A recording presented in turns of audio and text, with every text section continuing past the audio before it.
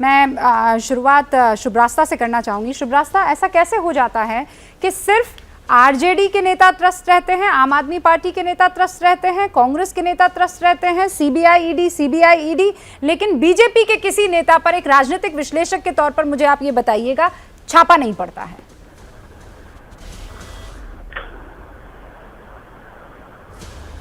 जी रुबिका जी, मैंने इस बात का जवाब पहले भी आपको दिया था कि जब हम आइडियोलॉजिकल स्टेट अपैरेटस की बात करते हैं तो ये थ्योरेटिकली क्या, ये प्रैक्टिकली भी यही होता है कि जब आप सत्ता में होते हैं तो सत्ता के तहत आपके पास जो इंस्टीट्यूशंस होते हैं आप उनका इस्तेमाल करते हैं।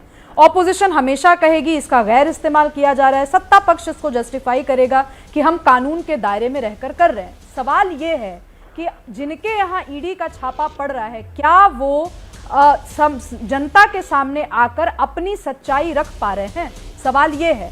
चूंकि आपने आरजेडी का जिक्र किया रुबिका जी, और एक जिम्मेवार नागरिक होने के नाते मैं एक दो मैसेजेस पढ़ना चाहती हूँ। जिस दिन से मैं आपकी डिबेट में बैठी उस दिन से लेकर आज तक मेरे पास हजारों गैंग रेप की धमकियां आई हैं। कुछ मैं चुनिंदा मैसेजेस पढ़ रही हूँ, चूंकि आरजेडी के नेता यहाँ बैठे हुए हैं, उनको पता होना चाहिए। उर्मिला ठाकुर करके इनके यहाँ कोई प्रवक्ता हैं, उन्होंने ऐसी गलीच शब्दावली मेरे पिताजी के लिए प्रयोग की है, मेरी माताजी के लिए प्रयोग की है, मैं पढ़ नहीं सकती, लेकिन मैं एक ट्वीट पढ़ के बता देती हूँ उनका। कीड़ों जैसी सोच तो तुम्हारी है जो 14 हत्याओं और 5 महिलाओं के सामूहिक बलात्कार कांड के आरोपियों को ब्राह्मण होने का लाभ देकर सजा खत्म नहीं करते, बल्कि फूल माला पहनाते हो और मिठाई बांटकर नाचते हो। ऐसी पार्टी, व्यक्ति, गाली और सोच से देश का नाम तो रोशन कर ही रही हो। और उन्होंने जो मेरे माता पिता के बारे में कहा है मैं वो पढ़ करके जस्टिफाई नहीं करना चाहती। उसके बाद कृष्ण प्रताप नाम के इनके छुटभैया नेता हैं कोई, जो कहते हैं जंगल राज में शुभ्रास्था को एक रात उठा लिया गया था शहर से, फिर ये 1 सप्ताह बाद घर पहुंची थी, तब से बेचारी अब तक लालू राज को कोसती रहती हैं। हालांकि बड़ा गलत हुआ शुभ्रास्था के साथ, मुझे बताने की जरूरत नहीं है दर्शकों को कि ये किस तरीके का ट्वीट है। एक ट्वीट आता है, महाराजगंज आरजेडी का ऑफिशियल हैंडल है, उससे ट्वीट आता है जो मैं पढ़ के सुनाना चाहती हूँ। लगता है रेणु चाची, पता नहीं कौन है रेणु चाची, और तुम्हारी परवरिश एक साथ एक ही नाली में हुई है, इसलिए निर्लज्जता और घटियापन चेहरे से झलकता है। और मैं बता रही हूँ आपको, एक और है इनके नेता कोई, जो क्या आपने कोई केस दर्ज करवाया है? नहीं, ये जरूरी है, ये जरूरी है, बिल्कुल जरूरी है, मैं जानती हूँ ये जरूरी है। मैं केस दर्ज कहाँ करवाऊं? बिहार में करवाऊं? नहीं, बिहार में करवाऊं? बिहार नहीं, मैं आपसे पूछ रही हूँ, क्या बिहार में करवाने का एक्सपेक्ट कर रही हैं आप? आज तक एक आईएएस ऑफिसर की बीवी को गैंग रेप किया गया लालू यादव की सरकार में, आज तक उसको न्याय नहीं मिला। मैं कहां जाऊं न्याय की गुहार लेकर के? मैं नेशनल टेलीविजन पर इन गुंडों का बस चरित्र उजागर कर सकती हूँ। अंतिम ट्वीट पढ़ रही हूँ, तुम्हारा खानदान का क्या औकात है रे?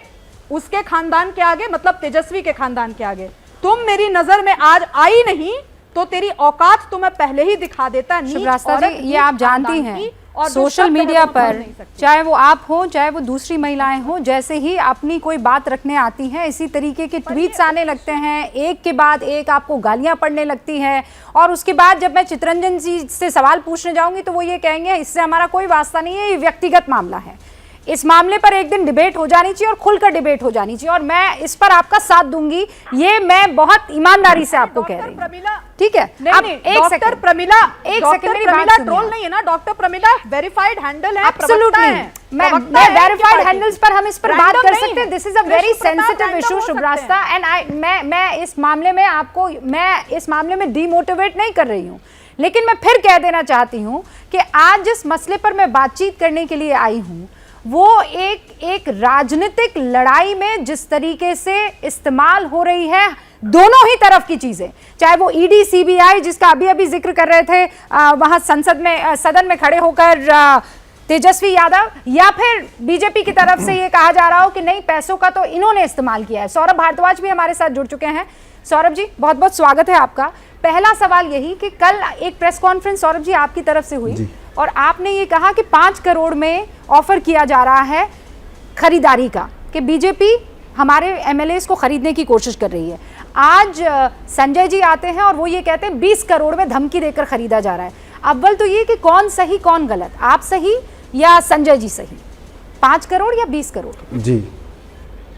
जी रुबिका जी, जी रूबिका जी, मैंने जब कल प्रेस कॉन्फ्रेंस की थी तो मैंने 2014 का जिक्र किया था, और 2014 में जो हमारे संगम विहार के एमएलए को दिल्ली भाजपा के उपाध्यक्ष श्री शेर सिंह डागर खरीदने की कोशिश कर रहे थे, उसका स्टिंग ऑपरेशन आम आदमी पार्टी ने किया था और सारे टीवी चैनल्स पे वो सितंबर 2014 में चला था।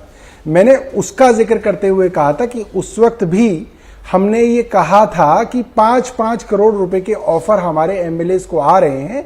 हमारी बात पे भारतीय जनता पार्टी ने विश्वास नहीं किया था।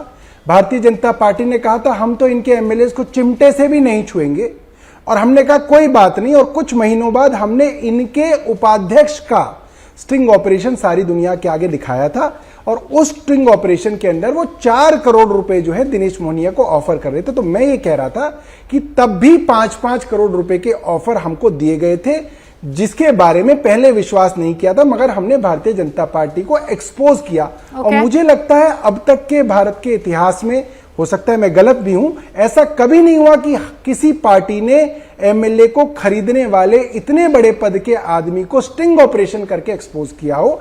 संजय जी ने जो प्रेस कॉन्फ्रेंस आज की है उसमें 4 चुने हुए दिल्ली के विधायक थे, अंबेडकर नगर से, बुराड़ी से, मालवीय नगर से और कोडली से।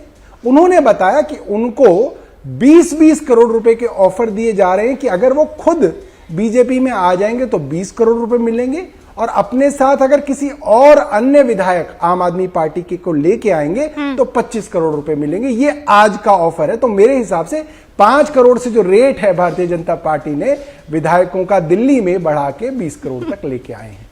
हरीश जी, क्या आप रेट पे रेट बढ़ाए चले जा रहे हैं?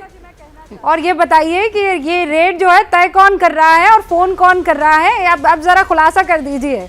और सौरभ भारद्वाज जी कह रहे हैं कि ये तो मैं बरसों पहले की बात बता रहा था, आम आदमी पार्टी का रेट जो है आप ही लोगों ने बढ़ा कर 25 कर दिया। जवाब दीजिएगा सर। जैसे ही घड़ी का काटा दोपहर 2:30 पे आए, बबीता जी का दिल सास बहू साजिश के लिए मचल जाए। और ये है इनकी बहू, पूरे दिन ऑफिस की टेंशन हो जाए गॉन जब ये करें अपना फेवरेट शो फ्री टाइम पे ऑन। इनकी तरह आप भी देखें अपना फेवरेट शो अपने टाइम पर, और डाउनलोड कीजिए एबीपी लाइव ऐप अपने स्मार्ट टीवी पर।